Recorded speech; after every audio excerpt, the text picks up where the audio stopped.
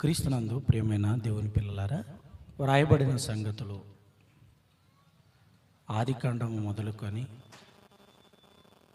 ప్రకటన గ్రంథము వరకు 26 పుస్తకాలలో రాయించినటువంటి మాటలకు మనం ఆలోచిస్తే దేవుడు మనం కూడా పరిశుద్ధులుగా ఉండాలి అన్నది దేవుని కోరిక. దేవుడు తన చెంతకి రప్పించాలి అని అనేక విషయాలను మనందరికీ కూడా అనేక విధాలుగా మరలా వినిపించడానికి కారణం, లోకాన్ని చూసి మోసపోయిన వారు ప్రపంచంలో చాలామంది ఎక్కువగా ఉన్నారు. కనుక లోకాన్ని చూసి మోసపోయినటువంటి వారందరినీ, ఆ లోకాన్ని చూసి దేవుని వైపు తిరగాలి అన్నది దేవుని కోరిక. అందుకే వాక్యం వినేటప్పుడు మనకొకటే అర్థమవుతుంటుంది. యేసుక్రీస్తు వారి బోధలో కానివ్వండి, అపోస్తలుల బోధలో కానివ్వండి, వారికంటే ముందున్నటువంటి ప్రవక్తల బోధలో కానివ్వండి, మనుషులకు ఆశలు కల్పించే మాటలు ఉండవు. ఒకవేళ ఆశల గురించి మన కోరికల గురించి మాట్లాడుతున్నారు అని అంటే అవి కేవలం బోధల వారి యొక్క బోధ వెనకాల ఉండేటువంటి స్వార్థమే తప్ప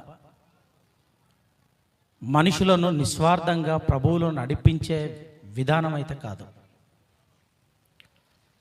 కాబట్టి ప్రియమైన దేవుని పిల్లలారా, ఆలోచించండి. వ్రాయబడిన సంగతులు ప్రభువులోకి రప్పించడానికి దేవుడు రాయించాడే తప్ప బైబిల్ చదివినాక కూడా ఇంకా లోకాన్నే చూశాము అని అంటే మనముగా ఎంత మోసపోతున్నామో మనకు కూడా అర్థం కావాలి. కాబట్టి వాక్యాన్ని ఆత్మీయ దృక్పథంతో విని, ఆత్మీయ దృక్పథంతో ఆలోచించి వాటి ప్రకారంగా ప్రవర్తించేటువంటి ఆలోచనలు కలిగి ఉండాలి. ప్రియమైన దేవుని పిల్లలారా, కాలం గురించి పౌలు గారు మాట్లాడుతున్నారండి. 1వ తారీఖున చాలా వరకు రైస్ ప్యాకెట్ తెచ్చుకుంటూ ఉంటాం. రైస్ ప్యాకెట్ తెచ్చుకున్న తర్వాత దినాలు గడిచే కొలది, ఆ నెలలో దినాలు గడిచే కొలది ఈ రైస్ ప్యాకెట్ కూడా తరిగిపోతూ ఉంటుంది. ప్రియమైన వాళ్ళారా, రైస్ ప్యాకెట్ కూడా తరిగిపోతుంటుంది. ఎందుకు తరిగిపోతుంటుంది చెప్పండి? దినాలు గడిచే కొద్దీ అది తరిగిపోతుందంటే అర్థం ఏంటంటే వాటిని మనం తినేస్తుంటాము అని అర్థం. ఆలోచించండి. కాలం కూడా ఇలా ఏమైపోతుందట? కాలము సంకుచితమైనది గనుక ఇక మీదట భార్యలు కలిగిన వారు భార్యలు లేనట్టును అన్నాడు. చూడండి ప్రియులారా, భార్యలు కలిగిన వారు భార్యలు లేనట్టును అన్నాడు. భార్యలు కలిగిన వారు భార్యలు లేనట్టు ఎలా జీవించగలం చెప్పండి ప్రియులారా? అంటే భార్య పుట్టింటికి వెళ్ళింది అనుకోండి, వెంటనే ఫోన్ల మీద ఫోన్లు చేసి పిలిపించుకుంటుంటారు. భర్త కాసేపు కనబడకపోతే భర్త ఎక్కడున్నాడో ఫోన్ల మీద ఫోన్లు చేసి ఇంటికి పిలిపించుకుంటుంటారు భార్యలైతే. అంటే వీరి మధ్య ఇంత ప్రేమానురాగాలు ఉంటున్నప్పుడు, వీరి మధ్య ఇంత బంధుత్వం ఉన్నప్పుడు, బంధం ఎలా పెనవేసుకున్నప్పుడు ఎలా లేనట్టుగా జీవించగలరు చెప్పండి ప్రియ? ఎలా లేనట్టుగా జీవించగలరు? అది ఇంకా ముందు మాటల్లో పౌలు గారు మాట్లాడుతుంటాడు. చూడండి, ఏడ్చువారు ఏడవనట్టును, సంతోషపడువారు సంతోషపడనట్టును, కొనువారు తాము కొనినది తమది కానట్టును, ఈ లోకము అనుభవించువారు అమితముగా అనుభవింపకుండునట్లును ఉండవలెను. ఏల అనగా ఈ లోకపు నటన గతించుచున్నది అన్నాడు. ప్రియమైన దేవుని పిల్లలారా, ఈరోజు సభలో కూర్చున్న మనందరం కూడా మన పాత్రలు మనకున్నాయి. తల్లి పాత్ర, తండ్రి పాత్ర, అన్న పాత్ర, ఏమండి మామ పాత్ర, ఇలా ప్రతి ఒక్కళ్ళకు కూడా ఏదో ఒక పాత్ర ఖచ్చితంగా ఉంటుందండి. అంటే ఈ లోకానికి మనం ఎలా వచ్చాము అని అంటే నటించడానికి వచ్చాము. భార్యలు కలిగిన వారు భార్యలు లేనట్టు ఉండాలి అంటే పౌలు గారి మాటలో ఉన్న అర్థం ఏంటో తెలుసా? పౌలు గారి మాటలో ఉన్నటువంటి అర్థం ఏంటో తెలుసా? మీరు ఇదిగో ఈ లోకానికి వచ్చినటువంటి మీరు నటించడానికి వచ్చారు కదా, ఈ నటనలో కూడా ఎలా ఉండాలి అని అంటున్నాడంటే ప్రియులారా, ఇదిగో మీ నటన ఏమండి లోకంలో అంతంత మాత్రమే ఉండాలి. మీ మధ్య ప్రేమలు అంతంత మాత్రమే ఉండాలి. ఎందుకంటే ఈ లోకపు నటించడానికి లోకానికి వచ్చారు. ఎలాగ తెలుసా?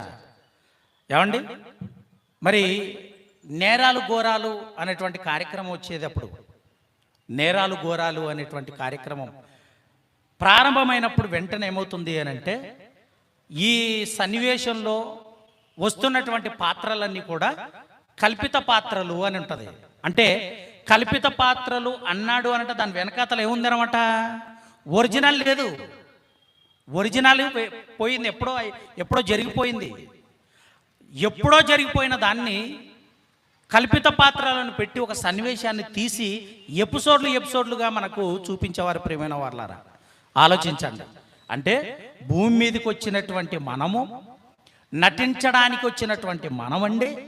ఏమండి ఇదిగో ఈ లోకాన్ని అంతటిని చూసినటువంటి పౌలు గారికి ఈ మరి అందరి పాత్రలు చూశాడు. ఇది నటన అన్నాడు. పౌలు గారికి అర్థమైపోయింది. నీకు అర్థమైందా?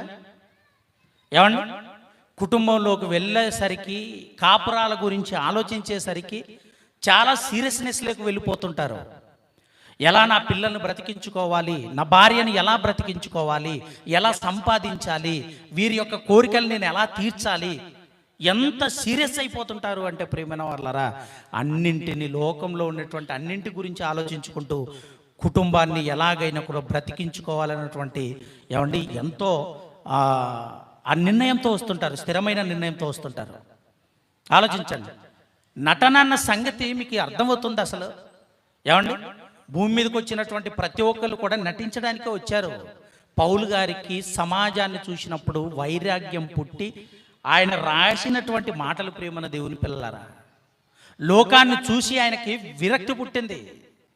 లోకంలో ఏంటి ఎలా బ్రతుకుతున్నారు, ఏంటి ఎలా ఉంటున్నారు, ఎందుకంటే ఆయన కూడా ఉండొచ్చినోడే. ఆయన అర్థం చేసుకున్నాడు కనుక ఈ లోకం నటన అన్నాడు. అర్థం చేసుకున్నాడు కనుక. ఏమండి వేమన గారు మనకు తెలుసు కదండి. వేమన గారు వేమన పద్యాలు చాలా ఎక్కువగా ఉంటాయి. వేమన పద్యాలు ఉంటాయి. వేమన గారు ఎలా ఉంటారో తెలుసా? చాలా మంచి మంచి వాస్తవాలు కలిగినటువంటి పద్యాలు రాశాడండి. వాస్తవాలు కలిగిన పద్యాలు రాశాడు ఆయన. ఎక్కడుండి రాశాడు? అలా ఆయన ఎలా ఉంటాడో తెలుసా? ఒక చెట్టు కింద వస్త్రాలు లేకుండా, ఏమండి వేమన గారు ఎలా ఉంటారు? చెట్టు కింద మరి ఏమండి వస్త్రాలు లేకుండా చెట్టు కింద కూర్చొని రాసినటువంటి పద్యాలండి. ఈరోజు పెద్ద పెద్ద యూనివర్సిటీలలో టకప్ చేసుకొని వాటిని నేర్చుకోవడానికి వెళ్తుంటారు, మరి నేర్పించడానికి వెళ్తుంటారు. కానీ ఆయన రాసినప్పుడు చెట్టు కింద కూర్చొని వస్త్రహీనుడిగా, వస్త్రాలు లేకుండా చెట్టు కింద కూర్చొని రాసినటువంటి పద్యాలు, ప్రియమైన దేవుని పిల్లలారా, ఏంటి అసలు ఆ పద్యాలలో ఏముంది అని అంటే సమాజాన్ని చూసి రాసినటువంటి పద్యాలు అవి. ఆయనకు కూడా వైరాగ్యం పుట్టిందండి. ఆయనకు కూడా కుటుంబ బంధాల గురించి, సమాజం బంధాల గురించి చూసి ఆయనకు కూడా విరక్తి పుట్టిందండి సమాజాన్ని చూసి. అందుకే వాస్తవాలను పద్యాలుగా రాశాడు. ప్రియమైన దేవుని పిల్లలారా, పద్యాలుగా రాశాడు. అంటే లోకంలోకి వచ్చిన మనందరం కూడా నటించడానికి వచ్చాము అని అంటే ప్రియమైన దేవుని పిల్లలారా, ఇంకొకటి ఒరిజినల్ ఉంది తెలుసా మీకు? ఒరిజినల్గా ఉంది, ఒరిజినల్ ఉంది. డూప్లికేట్ను ఒరిజినల్ అనుకొని బ్రతుకుతున్నాం మనం. భూమి మీదనే ఈ భూమి మీదనే ఒరిజినల్ను మర్చిపోయి డూప్లికేట్లో జీవించేస్తున్నాం ప్రియమైన దేవుని పిల్లలారా. జీవించవలసిన పాత్రలో నటిస్తున్నాం, నటిస్తున్న పాత్రలో జీవించేస్తున్నాం ప్రియమైన దేవుని పిల్లలారా. ఆలోచించండి, ఆ మాటను చూద్దాం. హెబ్రీలకు రాసిన పత్రిక 12వ అధ్యాయము 7వ వచనం. హెబ్రీలకు రాసిన పత్రిక 12వ అధ్యాయము 7వ వచనం. శిక్షాఫలము పొందుటకై మీరు సహించుచున్నారు, దేవుని కుమారులనుగా మిమ్మును చూచుచున్నాడు అన్నాడు. చూడండి ప్రియమైన వాళ్ళరా. ఏమండి, ఇంట్లో అయితే తండ్రిగా, తల్లిగా, ఏమండి భర్తగా, అక్కడైతే జీవించేస్తున్నాం. కానీ నిజముగా దేవుని కుమారుడిగా మాత్రం నటించేస్తున్నాం ప్రియమైన దేవుని పిల్లలారా. వాక్యం దగ్గరికి వచ్చేసరికి, ఏమండి మందిరానికి వచ్చేసరికి మనం జీవిస్తున్నట్టుగా ఉంటాం, కానీ నటిస్తుంటాం. నటన. యాక్చువల్గా ఇంట్లో నటించాలి, ఇక్కడికి వస్తే జీవించాలి. ఎందుకంటే దేవుడు మనందరినీ ఎలా ఫీల్ అవుతున్నాడట? వాస్తవం అదే. మనందరం ఎలా జీవించాలి, ఎలా నడుచుకోవాలని ఆయన కోరుకుంటున్నాడు అంటే తనకు కుమారులుగా ఆయన అనుకుంటున్నాడట. ఆయన ఎందుకు అనుకుంటున్నాడు? తన కుమారులుగా జీవించాలి అని. నటించమని కాదు దేవుడు చెప్పింది, జీవించాలని. ప్రియమైన దేవుని పిల్లలారా, నటించవలసిన చోట జీవించేస్తున్నాం, జీవించవలసిన చోట నటిస్తున్నాం. దేవుని కుమారుడిగా జీవించాలి.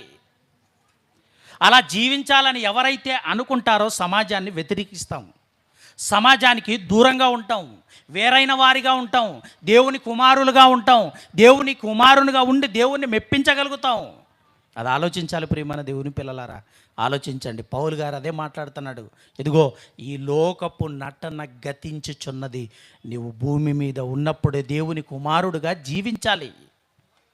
సమస్తాన్ని పోగొట్టుకున్నా పర్వాలేదు, ప్రాణాలు పోయినా పర్వాలేదు, ఏమండి నీకు ఇచ్చిన అవయవాలు తరిగిపోయినా పర్వాలేదు, నీకు అంతా కూడా నష్టం కలిగినా పర్వాలేదు, పెంటగా ఎంచుకోవాలి పౌలు గారిలాగా కుమారుడుగా జీవించడం అంటే. అది ప్రియమైన దేవుని పిల్లలారా, ఆలోచించండి.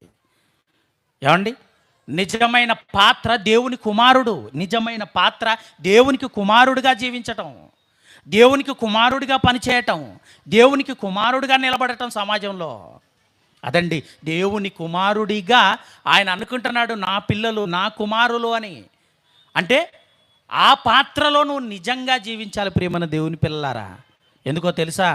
ఈ లోకంలో ఏ పాత్ర నీకు ఇచ్చినా వెండి త్రాడు విడిపోయిన తర్వాత అన్ని పాత్రలు ఏమైపోతాయి? పటపంచలైపోతాయండి. నీ ప్రాణం నీ దేహంలో నుంచి వెళ్ళిపోయింది అనంటే, ఆత్మ నీ దేహాన్ని విడిచి వెళ్ళిపోయింది అనంటే అన్ని బంధాలు ఏమైపోయాయి? పటపంచలైపోతున్నాయి ప్రియమైన వారలారా. ఆలోచించుకోవాలి. భూమి మీదకి ఎందుకు వచ్చాం? దేవుని కుమారుడిగా ఉండటానికి వచ్చాం, దేవుని కుమారుడిగా ఉండటానికి వచ్చాం. అందుకే లోకాన్ని కాదు చూడవలసింది, పరలోకంలో ఉన్న దేవుణ్ణి, మన తండ్రిని చూడాలి ప్రియులారా. ఆయనకు కుమారుడిగా నేనున్నానా? జీవించగలుగుతున్నానా? ఆయన చెప్పినట్టుగా ఆయన పనుల్లో నేనున్నానా? వీటన్నింటి మీద మనందరం కూడా అవగాహన కలిగి, ఆ అవగాహనలో మనందరం కూడా నిమగ్నమైపోవాలి, పనిలో నిమగ్నమైపోవాలి. అలా ఉండాలని ప్రేమపూర్వకంగా మీ అందరికీ హెచ్చరిస్తూ, నన్ను నేను హెచ్చరించుకుంటూ ఈ మాటలు ఇంతటితో ముగిస్తున్నాను.